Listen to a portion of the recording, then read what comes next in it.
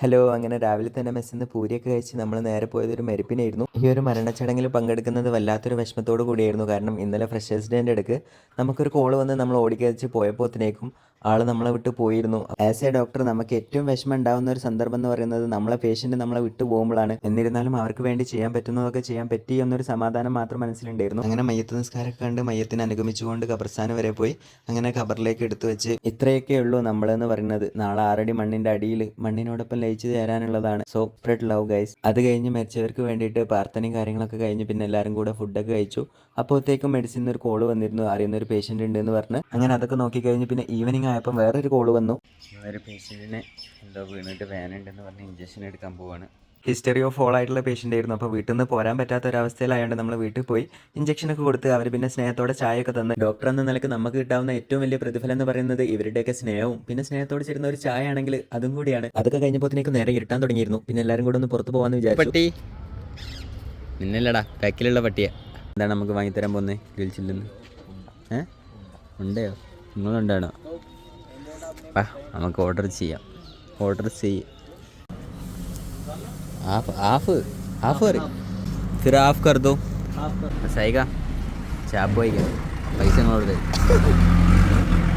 എല്ലാവർക്കും ഇന്ന് പ്രസാദിക്കേണ്ട ചിലവുണ്ട്. പെട്ടെന്ന് വന്നാൽ കിട്ടും. നമ്മളുടെ ചാപ്പ് വന്നു. ഹാഫ് പറഞ്ഞിട്ട് 4 കണ്ടം തന്ന് പറ്റിച്ചു. സൈക എൻ്റെ ചീച്ചുടസ്. സൈക എങ്ങനെയുണ്ട്? സാധനം കണ്ട് കുത്താൻ പറ്റുന്നില്ല. എന്നാ വാലെടുത്ത് കുത്ത്. അപ്പിക്കുട്ട എങ്ങനെയുണ്ടാ? അത്ര കൊള്ളത്തില്ല. സോ ഫസ്റ്റത്തേന് 5/10 കൊടുക്കാം. അങ്ങനെ ഒരു റോള് പറഞ്ഞപ്പോൾ 2 റോൾ പറഞ്ഞ് ഇവർ മാതൃകയായി. കഴിക്ക് വേഗം കഴിക്ക്. അത് തൊള്ള കാട്ട് ചങ്ങയ്യേ. എപ്പോഴും ഇങ്ങനെ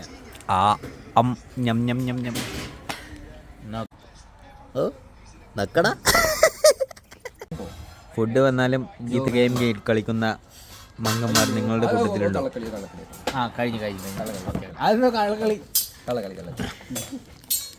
റോള് കഴിക്കാൻ വരുന്നവർ ആരൊക്കെയാ? ആരാ? ജിം അഭിരാമി. ഓക്കെ, അങ്ങനെ നമ്മളുടെ ഞാൻ വന്നു. അഭിരാമി അങ്ങനെ ഞാൻ കഴിക്കും. അടുത്തതായി രംഗപ്രവേശനം നടത്തുന്നത് ബാറ്റുകൾ. ഇനി ഇവിടെ നിർത്തി പോവാം. ഇവളങ്ങ് പൈസ എടുത്തോളൂ. അഞ്ജലിന്റെ ചെലവ്. അയ്യ സബ്കോ ഫോട്ടോസ്റ്റാറ്റ് ചെയ്തോ. കുട്ടമോൻ എങ്ങോട്ടാ? ഹോം ഗ്രീൻ ഗുഡ് താത്ത. ഭയ്യ സച്ചിൻ का बन गया सरोस. अंदर एक बेबी भी है, इसका भी सरोस. പ്രസാദിക്ക് ഇന്നു മുതൽ കുളിക്കാനും തിരുമ്പാനും പോവുകയാണ്. നാറ്റം. കുളിക്കണേ. പവർ വരാൻ ഹാപ്പി വീസ് കഴിക്കും. പവർ വന്ന പ്രസാദിക്കാം. പവർ കാണിക്കുകയും യെസ് വിങ്ങിപ്പെട്ടുന്ന പ്രസാദേട്ടൻ ഓട്ടോഗ്രാഫ് ചെയ്തു.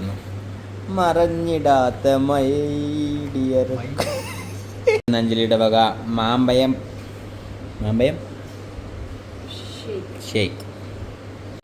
അല്ലല്ല, പുള്ളി സാരി എടുത്ത് പുള്ളിമരത്തിന്റെ ചോദ്യത്തിൽ പുള്ളിക്കാരൻ മൊത്ത്. ഇത് വേറെ ലെവൽ കമ്പടി. ഇത് ഓട്ടോഗ്രാഫ് ഒന്നല്ല. എന്റെ ആര്യ സന്തോഷത്തിലാണോ നീ? ഗൈസ് ഷേക്ക് വേണ്ടവർ സമീപിക്കുക. ആര്യവൻ കൂടി തന്നെ ഒറ്റക്ക് കുടിച്ചു തീർക്കുന്നു. ഗൈസ് കഴിക്കാൻ പോകുന്ന ശ്രീദേവി തടി വെക്കാനും വേണ്ടി കുടിക്കുന്നു. പിന്നെ രാത്രി ആയപ്പോൾ നമുക്കൊരു വീട്ടിൽ നിന്ന് ബിരിയാണി കൊണ്ടുവന്നിരുന്നു. അങ്ങനെ എല്ലാവരും കൂടെ അത് കഴിച്ചു. പിന്നെ നമുക്ക് ബിരിയാണിയൊക്കെ പാഴ്സലാക്കി കൊണ്ടുവന്ന് തന്നിട്ടുണ്ട്. ആര്യ തീറ്റിപ്പിക്കുന്നു.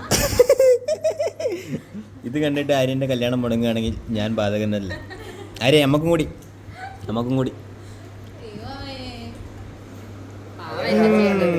അപ്പം ഇനി അടുത്ത വ്ളോഗ് കാണാം ഗൈസ്. See you.